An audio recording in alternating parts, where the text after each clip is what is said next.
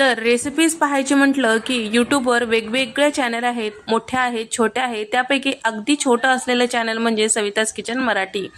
त्यामध्ये या आठवड्यात येणार आहे बदाम कुल्फी आणि तयार केलेल्या मसाल्यांपासून ताक कसा बनवायचा ते सुद्धा आहे.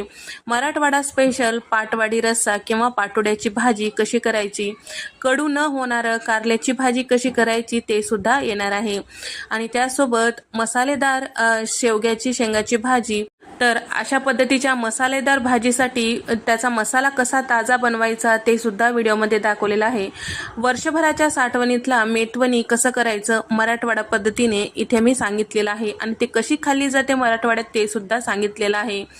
तर मराठवाड्याच्या बऱ्याच भागामध्ये गव्हाची खीर केली जाते. तर काही भंडारा वगैरे असेल तर आवर्जून भात वरण आणि या पद्धतीचं खीर केली जाते.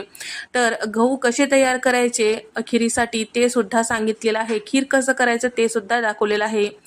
तर उन्हाळा आहे, कुल्फी खायला सगळ्यांना आवडतो. तर प्रीमिक्स बनवून ठेवलं की पटकन तुम्हाला कुल्फी तयार करता येते, ते या व्हिडिओमध्ये दाखवलेलं आहे. तर येत्या आठवड्यामध्ये मराठवाडा स्पेशल असलेलं धपाटे सुद्धा दाखवणार आहे. तर चॅनलला पटकन